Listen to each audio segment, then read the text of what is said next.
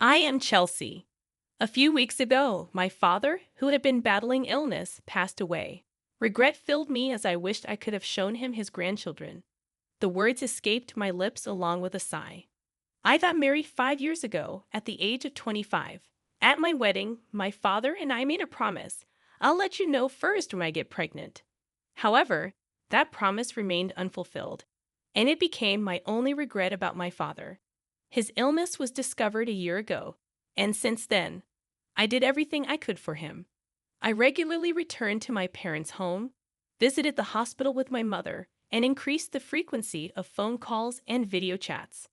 Despite my efforts, I couldn't help but wonder if I could have done more. As I muttered these thoughts, my mother, sitting next to me, reassured me, saying, "You did well, Chelsea. Your father would be satisfied." Just then, my sister Portia returned, bringing the lawyer with her. My sister entered the living room, accompanied by a man in his mid-40s, whom I assumed was the lawyer. He handed me his business card, introducing himself as Samuel, the attorney. Gratefully, I acknowledged his presence, and my mother guided him to his seat. As soon as the lawyer sat down, my sister blurted out, "I heard from this lawyer that Dad left quite an inheritance." I quickly clarified, "It's not all for you, Portia." An uneasy tension filled the room as my sister glared at me, revealing our strained relationship. We used to be okay, but things soured when we found out about Dad's illness. Despite my attempts to bridge the gap, my sister's arrogant attitude and reluctance to visit our father only worsened our relationship. I expressed my frustration, but she insisted, "I'm not being stubborn. I live in the city, and it's not easy to come to the countryside." Our argument continued, and I realized that our relationship had deteriorated quickly. Even though she lived far away, I believed she could have visited once in a while. In the end, she stopped talking, and the tension hung in the air. Attempting to defuse the situation, the lawyer intervened, saying, "Let's calm down, please." I apologized, and the lawyer nodded before continuing. "As I mentioned on the phone, I have your father's will." My mother inquired, "When did this happen?" The lawyer replied, "A few weeks before he passed away." He contacted me, so I went to the hospital to have him sign the will in front of me, with his primary physician present. It turned out they had arranged for the primary physician to contact the lawyer. After my father passed away, the lawyer was contacted. He, in turn, reached out to us, explaining the circumstances. "That's how we find ourselves here today," the lawyer said, producing a white envelope and placing it in front of us. Inspecting the envelope, I mumbled, "This is definitely Dad's handwriting." My sister Portia seemed impatient, saying, "Never mind, just tell us what's in it. I'm busy, you know." The lawyer, with a wry smile, opened the envelope to reveal a single piece of paper. "This is what was written there," he began, explaining that besides the house and land, our father's inheritance included some savings and a storage shed.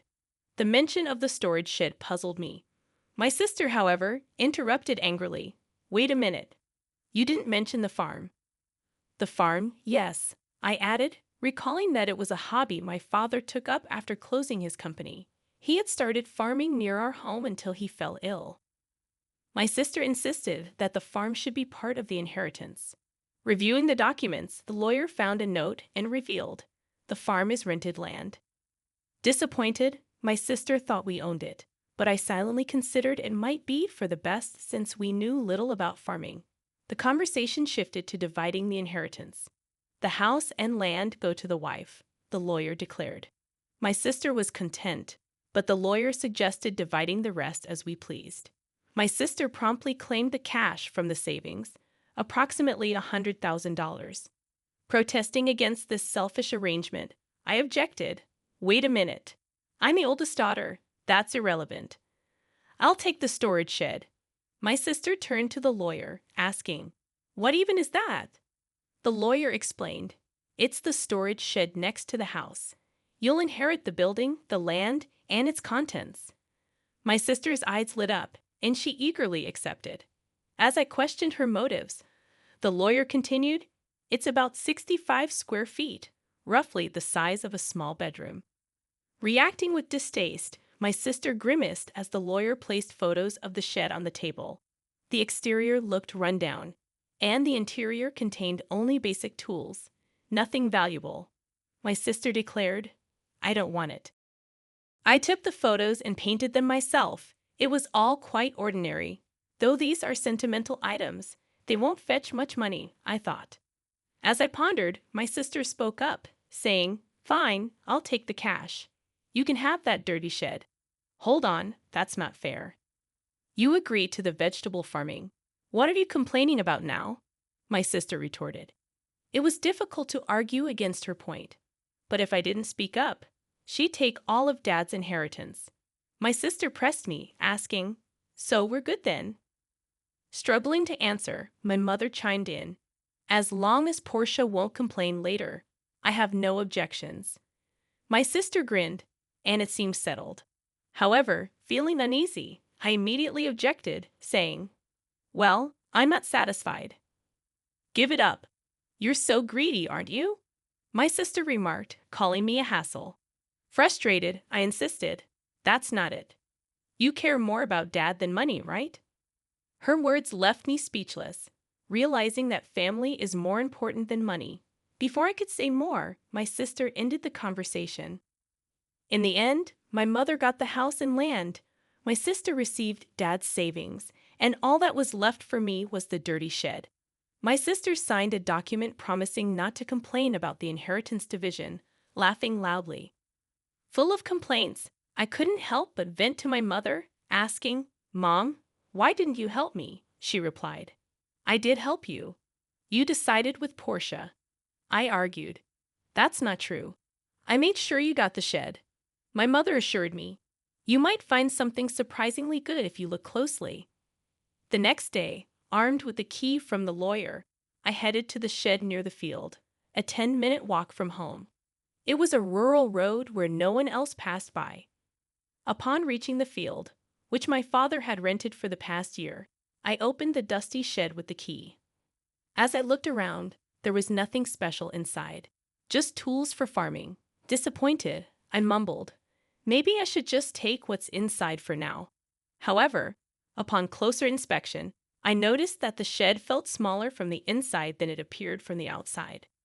Puzzled, I walked around to the back and discovered another door. Gasping, I realized there was a space accessible only from the back.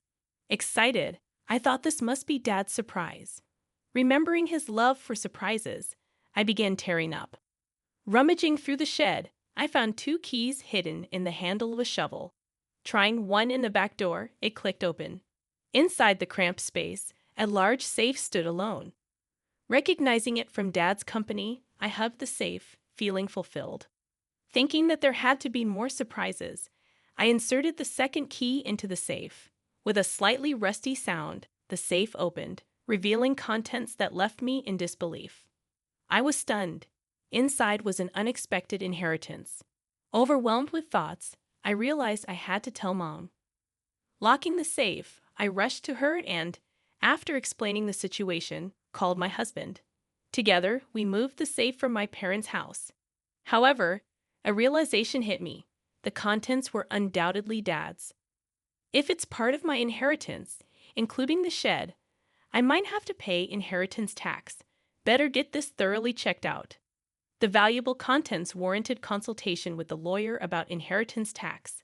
According to the lawyer, consulting a certified public accountant was advised. A friend referred me to an accountant, and I left the complicated matters in their capable hands. A year passed in this way, and just when I thought things had settled down, my sister showed up near my home. "What brings you here all of a sudden?" I asked. "Well, I had some business at our parents' house, so I stopped by." "Something like that," my sister replied. Her behavior struck me as odd. Despite the proximity of our homes, we weren't the kind of sisters who would casually visit, especially after the tension over Dad's inheritance. Suspicion lingered as I looked at her. Acting a bit nervous, my sister asked, "Can I come in?" I agreed, but her visit was unusual.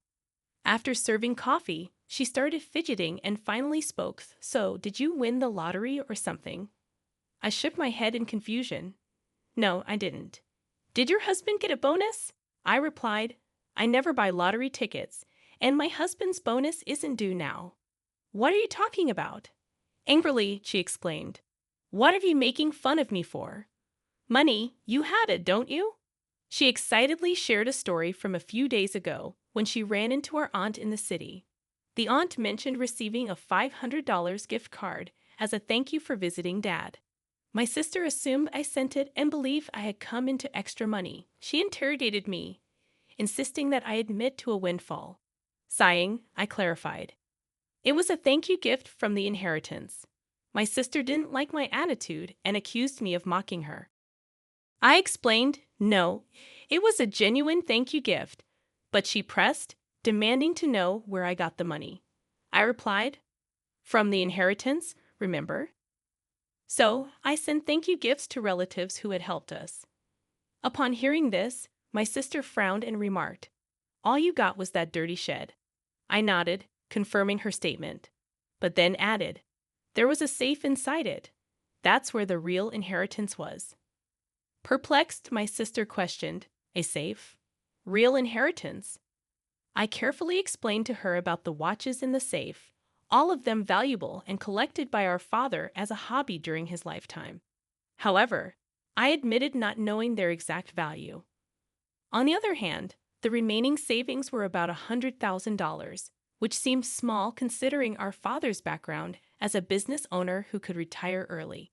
This led me to believe he might have invested a significant amount in those watches. My mother, upon seeing the contents of the safe, had expressed concern about potential inheritance tax. Seeking guidance, I asked her, what should I do, Mom? After some thought, she advised, things like this always come out. You should declare it properly. Let's ask that lawyer we spoke to recently. I consulted the lawyer again, who explained that if you inherit valuables, the inheritance tax is determined by their value at that time. He also suggested that a certified public accountant could handle it for me. Following this advice, I left it to the accountant.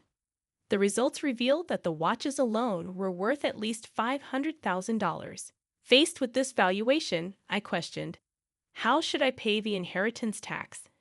The accountant suggested, how about keeping the ones you're emotionally attached to and selling the rest?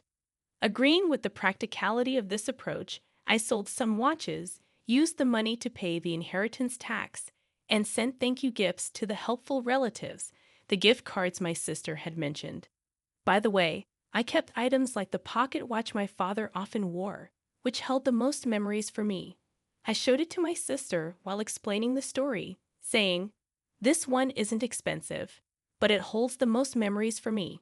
However, my sister frowned upon hearing my story. What? You don't have any left? She asked. I replied, no, there are still some in the safe, which is at Mom's. It's too big for this house. It's the one Dad used at his company. My sister looked away, seeming deep in thought. Feeling uneasy, I anticipated her reaction, but she surprised me by standing up and saying, I'm leaving now that I know where the money came from, and left. Considering my sister's money-minded nature, I expected her to demand a share of the money from the watch sales. I was relieved she left without making a fuss. However, in my relief, I forgot the unease I had felt earlier, only to be reminded of it late that night when I received a call from my mother. Chelsea, it's urgent. Come over right away, my mother exclaimed. Alarmed, my husband and I rushed to her house, noticing something strange as we approached. The area around my parents' house was lit up in red, and as we got closer, several police cars were parked outside. What's going on? I wondered, and the reason became clear, a distressing situation unfolding at my parents' house. I navigated through the crowd, calling out to my mother, what happened, Mom? According to her, it was after 9 p.m., and feeling tired, she had already gone to bed. Shortly afterward, she heard strange noises, sounds like someone searching for something coming from beyond the door. Oh, it's a burglar, my mother instantly thought. Feeling helpless as she was alone in the house, she decided to escape through the window. Glancing back, she saw the light of a flashlight moving inside the house, confirming her suspicion of a burglar. Convinced, she ran to the neighbor's house and urgently sought help, saying, "There's a burglar." Upon hearing this, the neighbor promptly came out, and they both observed the swinging light my mother pointed at, thinking it was a burglar. They called the police, who arrived soon after. However, it turned out not to be a burglar at all. It was my sister who had sneaked into the house to rummage through the safe, influenced by my story. Neither my mother nor the neighbor knew this. When the police arrived, my sister, realizing she was in trouble, attempted to make a quick escape. In her rush, she accidentally bumped into the open door of the safe, causing it to topple over and fall onto her as she tried to flee. That's how Portia got trapped under the safe, and she was taken to the hospital by ambulance, complaining of leg pain. Stunned, I was truly dumbfounded by the turn of events. Afterward, my mother and I apologized to the police officers for the late-night disturbance. I also called my sister's husband, who expressed disbelief, exclaiming, "Wait, you're saying Portia broke into her own family home and got injured?" "Yes, that's correct," I replied, shocked and disappointed. Her husband revealed that Portia had accumulated a significant amount of debt, spending extravagantly on brand-name items. The couple had a massive fight, leading Portia to storm out, declaring she would borrow from Mom to pay it back. It turned out she had already used the $100,000 she inherited to settle some of her debts. However, still short, she came to me, seeking more money. Learning about the contents of the safe triggered her actions, resulting in this entire mess. No wonder her husband was furious. In the end, my sister, with a fractured leg, was hospitalized, and her husband started talking about divorce. Despite her protests, he brought divorce papers to the hospital, and she had no choice but to sign. Now she lies in her hospital bed, stunned by the unfolding events. I noticed a part-time job magazine next to her, suggesting she's contemplating working part-time to pay off her debts. As for me, I decided to move back to my parents' home amid all the commotion. Concerned about my mother and another significant reason, I found out I'm pregnant. After discussing it with my husband, we decided to move back home and have my mother assist us with childcare. Although I wish I could have shared the news of my pregnancy with my father while he was alive, I'm certain he would be happy for us. So, I'm looking forward to giving birth to a healthy baby.